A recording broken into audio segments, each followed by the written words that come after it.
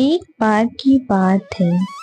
एक छोटे से गांव में एक महिला रहा करती थी जिसका नाम मीनाक्षी था।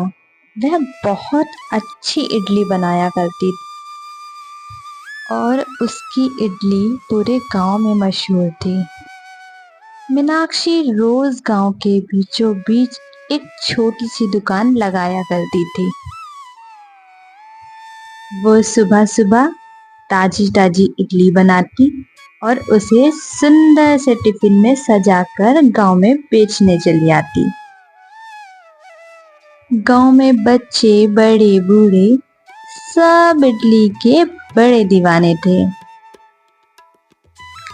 अरे मीनाक्षी दीदी, जरा एक प्लेट इडली तो लगाना। जी भैया, लगाती हूँ। मीनाक्षी अपने ग्राहकों को जल्दी जल्दी इडली बनाकर दे देती है। उसमें से एक ग्राहक बोलता है, अरे मीनाक्षी दीदी, आपकी इडली का तो जवाब नहीं है। वाह, बहुत उम्दा बनाई है इडली। धन्यवाद भैया।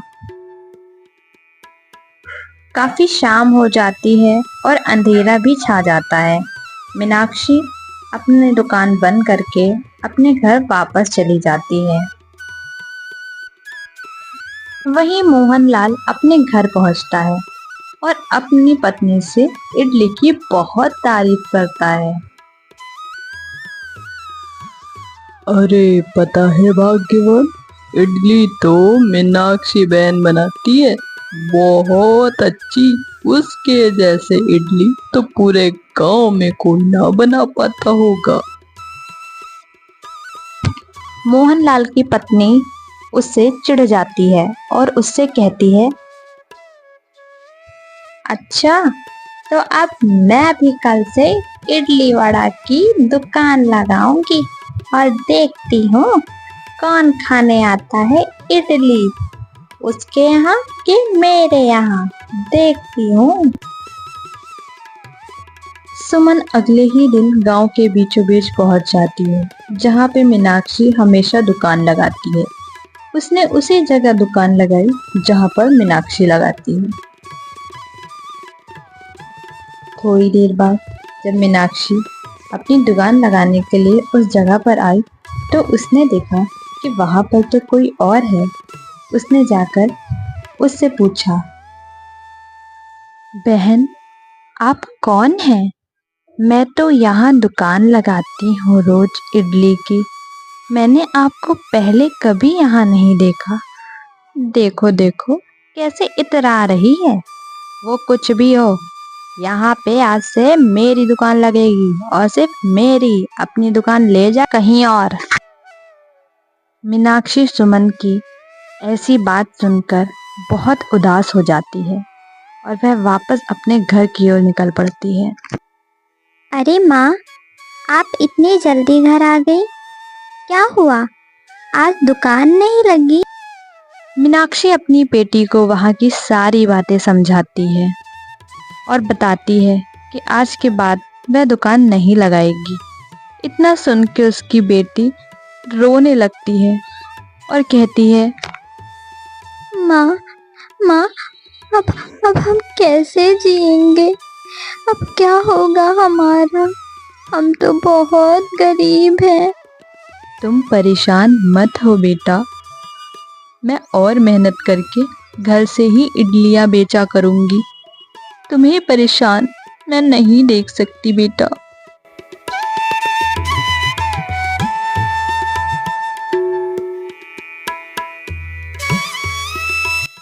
मीनाक्षी ने हार नहीं मानी।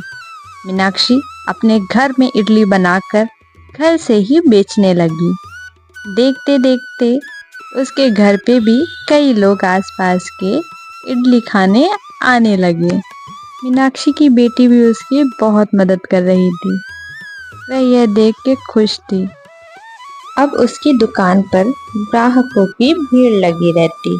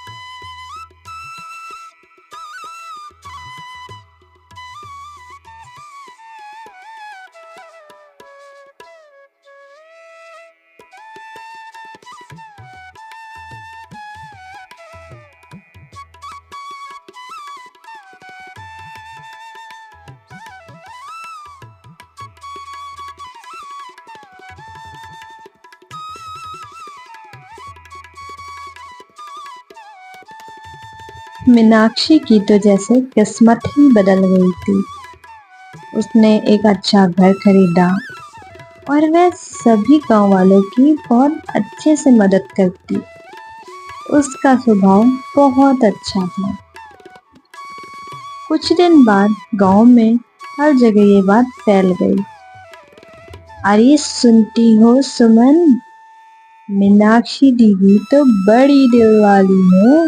मुझे पैसों की जरूरत थी, उन्होंने तुरंत मदद कर दी मेरी। मीनाक्षी की इतनी तारीफ सुनकर सुमन को मन ही मन गुस्सा आ रहा था। आखिरकार उसने इतने कम समय में इतनी पहचान बनाई तो बनाई कैसे।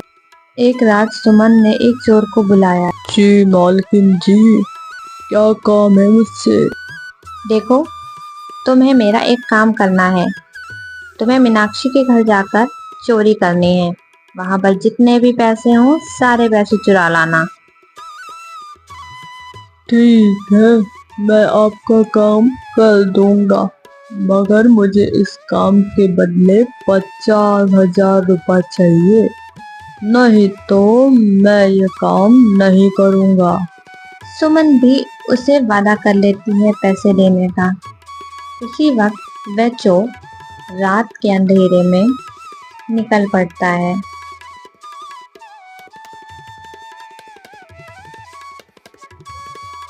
कुछ ही देर में वह मीनाक्षी के घर पहुंच जाता है। वह देखता है और सीधा घर के अंदर चला जाता है। पास के ही कमरे में सारे पैसे रखे हुए होते हैं। वह चोर सारे के सारे पैसे उठाकर फुर्र हो जाता है। सुबह जब मीनाक्षी उठती है तो देखती है वहां तो चोरी हो गई है। उसके सारे पैसे कोई ले गया है। तभी उसकी बेटी बोलती है, हाँ माँ, यहाँ तो 1 रुपए भी नहीं बचा, सारे के सारे पैसे चोर ले गए। मीनाक्षी जल्दी जल्दी सरपंच जी के पास जाती है और उनको वहां की सारी बातें बताती है। वह उनसे कहती है, सरपंच जी, हमारे सारे पैसे चोर ले गए। कुछ दिन बीतते हैं। आखिरकार वह चोर पकड़ा जाता है। एक दिन चोर आखिरकार पकड़ा ही जाता है। सरपंच जी उससे डांट फटकार लगाकर उससे पूछ ही लेते हैं आखिर उसने किसके कहने पे ये चोरी की। सरपंच जी, मुझे माफ कर दीजिए, मैंने ये चोरी खुद से नहीं की, मैंने सुमन के कहने पर ये चोरी की, मेरी इसमें कोई गलती नहीं। चोर की ये बात सुन के सरपंच जी ने सुमन को वहां पर बुलाया।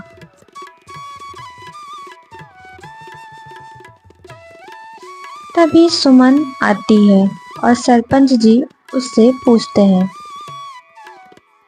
अरे सुमन, क्या तुमने मीनाक्षी के घर में चोरी करवाई है? देखो, सच सच बताना। अरे सरपंच जी, मैं भला चोरी क्यों करवाऊंगी? मेरे पास पैसों की कमी है क्या? लगता है किसी दुष्ट इंसान ने मेरा नाम लगा दिया है सरपंच जी। मैं तो ऐसे बिल्कुल भी नहीं हूँ, चाहे आप किसी से भी पूछ लें। सरपंच जी को कुछ समझ नहीं आ रहा था। आखिर वह कैसे फैसला करें और सच का पता कैसे लगाएं। थोड़ी देर बाद सुमन का पति भी वहां पर आ पहुंचा। उसने सारी सच्चाई सरपंच जी के आगे रखी। सरपंच जी, मुझे माफ करिएगा, मेरी पत्नी ही चोर है। मेरी पत्नी मीनाक्षी से जलने लगी थी। उसकी सफलता पर उसे बहुत गुस्सा आता था, इसलिए उसने यह मिलकर षड्यंत्र रचा और उसके घर से चोरी करवाई ताकि वह फिर से गरीब हो जाए। सुमन बहन, हमने तो कभी सपने में नहीं सोचा था कि आप हमसे इतना जलती हैं। आखिर हमने आपका क्या बिगाड़ा है? देखो सुमन, तुम्हें इसकी सजा तो जरूर मिलेगी। तुम्हें यह गांव छोड़कर जाना पड़ेगा हमेशा के लिए। मैं ऐसे लोगों को अपने गांव में नहीं रख सकता। जो एक दूसरे से जलन भावना रखते हों और एक दूसरे की तरक्की से जलते हों। हमारे अंदर ऐसा स्वभाव नहीं होना चाहिए। सरपंच जी, मैं अपनी पत्नी की तरफ से आपसे माफी मांगता हूँ। उससे आज के बाद ऐसी गलती नहीं होगी। हमें इस गांव से ना भगाएं, हमें यहीं रहने दें। हम आपसे माफी मांगते हैं और आप सभी गांव वालों से माफी मांगते हैं। हम दोनों को माफ कर दें। मीनाक्षी बहन, सरपंच जी, मुझे माफ कर दीजिए। मुझसे बहुत बड़ी भूल हो गई। मैं घमंड में चूर हो गई थी। मुझसे बहुत बड़ी गलती हो गई। मुझे हो सके तो माफ कर दीजिएगा। मीनाक्षी को सुमन के ऊपर तरस आ जाता है। वह उसे माफ कर देती है। सुमन बहन, मैं तुम्हें माफ करती हूँ, लेकिन हमें ऐसा नहीं करना चाहिए। इस बात का ध्यान रखिएगा। अगर मनुष्य ही मनुष्य का दुश्मन बन जाएगा तो हम जिएंगे कैसे?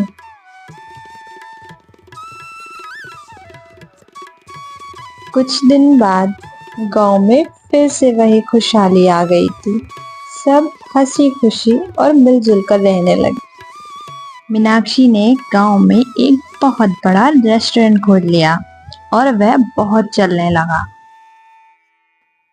मीनाक्षी की जीवन ने हमें यह सिखाया कि जीवन में कितनी भी कठिनाइयां और परेशानियां आए, हमें उनसे लड़ना चाहिए और जीतना चाहिए।